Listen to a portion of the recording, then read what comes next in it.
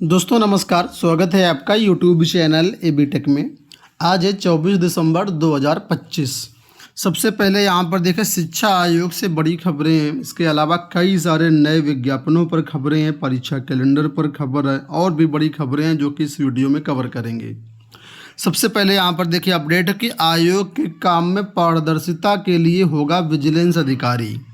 उत्तर प्रदेश शिक्षा सेवा चयन आयोग के क्रियाकलापों में पारदर्शिता लाने तथा परीक्षा संबंधी अन्य कार्यों में शुचिता सुनिश्चित करने के लिए आंतरिक विजिलेंस प्रणाली स्थापित करने का निर्णय लिया गया है। इसके लिए आयोग में विजिलेंस अधिकारी की नियुक्ति की जाएगी। आयोग अध्यक्ष के डॉक्टर प्रशांत कुमार के कार्यभार ग्रहण करने के बाद मंगलवार को ही आयोग की पहली बैठक में ये निर्णय लिया गया। बैठक में तय हुआ कि विज्ञापन संख्या 51 के तहत अशासकीय सहायता प्राप्त महाविद्यालयों में असिस्टेंट प्रोफेसर के 910 पदों पर आयोजित लिखित परीक्षा के बाद साक्षात्कार के संबंध में लंबित बिंदुओं का परीक्षण कर शीघ्र निर्णय लिया जाएगा। तो आपको बता दें कि कल जो छात्र हैं वो असिस्टेंट प्रोफेसर भर्ती में जो धांधली हुई है उसके खिलाफ नारेबाजी कर रहे थे और आंदोलन कर रहे थे, परीक्षा रद्द कराने की मांग कर रहे थे।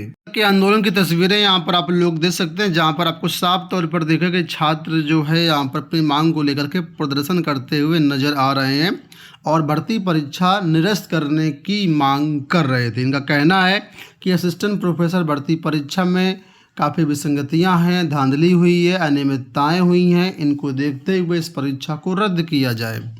आयोग को 8वीं बार ज्ञापन सौंपते हुए परीक्षा को निरस्त करने की मांग की है छात्रों ने। प्रतियोगी छात्र लालता प्रसाद, मनीष कुमार सिंह, अरविंद कुमार उपाध्याय और कई अन्य लोगों ने यहाँ पर नवनियुक्त अध्यक्ष जी को ज्ञापन दिया और कहा कि जब तक इन बातों पर संज्ञान नहीं लिया जाता है तब तक छात्र आंदोलन जारी रखेंगे। इनका यहाँ पर एक बड़ा आरोप ये है कि एक क्रम में 4 रोल नंबर वालों के चयन पर सवाल। इनका कहना है कि लगातार सीरियल से जो छात्र हैं कैसे चयनित हो सकते हैं। इनका एक बड़ा प्रश्न ये है कि यहाँ पर इस भर्ती में जो रैंडमाइजेशन है वो नहीं हुआ था। यहाँ पर देखिए लिखा है कि दावा किया गया कि रैंडमाइजेशन नहीं होने के कारण जिस क्रम में अभ्यर्थियों के आवेदन लिए गए थे उसी क्रम में परीक्षा केंद्र आवंटित कर दिए गए। इसका नतीजा ये है कि एक विषय के एक ही क्रम के 4 रोल नंबर वाले छात्रों का चयन हो गया है। यही नहीं, 13 मामले और भी बताए जा रहे हैं जहां पर 3 रोल नंबर वाले अभ्यर्थियों का लगातार चयन हुआ है। इसके अलावा आगे पीछे 2 रोल नंबर वाले चयन के 121 मामले हैं। तो इस तरीके से उन्होंने रिजल्ट में देखा होगा और उसके आधार पर ये आरोप लगा रहा है कि यहाँ पर परीक्षा में रैंडमाइजेशन नहीं किया गया है, परीक्षा में शुचिता नहीं हुई है, पेपर लीक का भी कुछ मामला आया था, है ना। तो इस तरह जो भी मामले इन्होंने अपना पक्ष रखा है और कहा है कि इस भर्ती प्रक्रिया में जांच कराई जाए और भर्ती परीक्षा को रद्द करके री एग्ज़ाम कराया जाए। फिलहाल यहाँ पर देखिए अपडेट है कि टीईटी परीक्षा स्थगित, टीजीटी पीजीटी की नई तारीखें जल्द। अब यहाँ पर पूरी खबर आपको दिख नहीं रही होगी, मैं पढ़ के सुनाता हूँ। उत्तर प्रदेश शिक्षा सेवा चयन आयोग की ओर से 28 और 29 जनवरी को प्रस्तावित टीईटी की परीक्षा स्थगित कर दी गई है। टीईटी के साथ ही प्रवक्ता यानी पीजीटी और टीजीटी की भर्ती परीक्षाओं के कार्यक्रम जल्द जारी करने की बात कही गई है। टीईटी मई के मध्य में कराए जाने की बात कही जा रही है। उत्तर प्रदेश शिक्षा सेवा चयन आयोग की मंगलवार को हुई बैठक में परीक्षा नियंत्रक को इसके लिए जरूरी प्रक्रिया पूरी करने के निर्देश दिए गए हैं। बैठक में निर्णय लिया गया कि आयोग की भर्ती परीक्षाओं का वार्षिक कैलेंडर तैयार किया जाए और उसी के अनुरूप परीक्षाएं सुनिश्चित की जाएं। भर्ती परीक्षाओं को लेकर के आयोग में अब गतिरोध दूर होने की उम्मीद जगी है। नए अध्यक्ष प्रशांत कुमार की अध्यक्षता में मंगलवार को हुई पहली बैठक में परीक्षाओं की तारीख तो घोषित नहीं की गई। देखिए साफ तौर पर लिखा हुआ है कि कोई भी परीक्षा की तारीखें घोषित नहीं की गई हैं, लेकिन कल यूट्यूब पर कई सारे चैनलों ने, यानी कई सारे बड़े चैनलों ने जो कहते हैं हमारा मिलियन में सब्सक्राइबर हैं, उन लोगों ने यूपीटीटी की भी परीक्षा की तारीख जारी कर दी है, सुपर टेट की भी परीक्षा की तारीखें जारी कर दी है। इतने बड़े बड़े महानुभाव हैं ये लोग। आयोग ने कैलेंडर जारी नहीं किया, आयोग ने परीक्षा तारीखें घोषित नहीं की, लेकिन यूट्यूब पर घोषित हो चुकी हैं। तो कल सिर्फ टीईटी परीक्षा पर निर्णय हुआ है, जो कि सब कोई जानता था परीक्षा नहीं हो पाएगी, समय बचा नहीं है।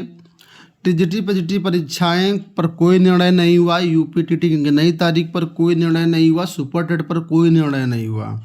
ठीक है, अब आपको बता दें आयोग जो है इस समय शीतकालीन अवकाश के लिए बंद हो रहा है और ऐसे में फ़िलहाल जब आयोग खुलेगा तो आयोग में दोबारा मीटिंग होगी। दोबारा मीटिंग होने के बाद एक परीक्षा कैलेंडर प्रॉपर जारी किया जाएगा। उस परीक्षा कैलेंडर में सारी तारीखें आपको पता चल जाएंगी। यहाँ देखिए, शीत अवकाश के बाद बनेगा शिक्षा सेवा आयोग चयन आयोग की परीक्षाओं का कैलेंडर। ठीक है, तो ये अवकाश के बाद अवकाश का पता है तो आपको बता दें 25 से लेकर के 31 दिसंबर तक यहाँ पर अवकाश की बात कही गई है कि यहाँ अवकाश रहेगा। उसके बाद जो है जनवरी में जैसे आयोग खुलेगा तो यहाँ पर कैलेंडर बनाया जाए। कैलेंडर में सारी चीज़ें स्पष्ट रूप से आपके सामने आएंगी।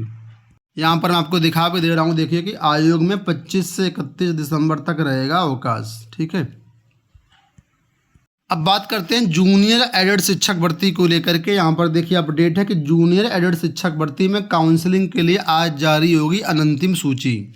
जूनियर एडेड विद्यालयों की वर्ष 2021 की प्रधानाध्यापक और सहायक अध्यापक पदों पर भर्ती के लिए जिन छात्रों ने आवेदन किया है उन आवेदनों के क्रम में अब डॉक्यूमेंट परीक्षण के लिए अंतिम सूची जारी की जाएगी, यानी कि मेरिट लिस्ट आपकी जारी की जाएगी। किस कैटेगरी की कितनी कितनी कट ऑफ गई है उसके आधार पर यहाँ पर आपको सूची देखने को मिलेगी।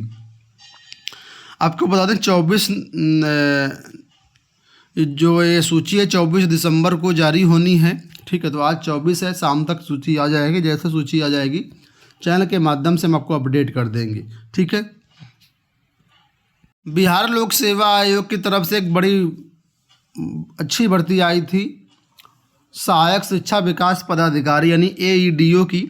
इसकी एग्ज़ाम डेट जारी कर दी गई। यहाँ पर देखिए आपका एग्ज़ाम लगाया गया है 10, 11, 12, 13, 15, 16। तो यहाँ पर ये एग्ज़ाम लगाया गया है। एग्ज़ाम डेट आपके सामने, सहायक शिक्षा विकास पदाधिकारी की।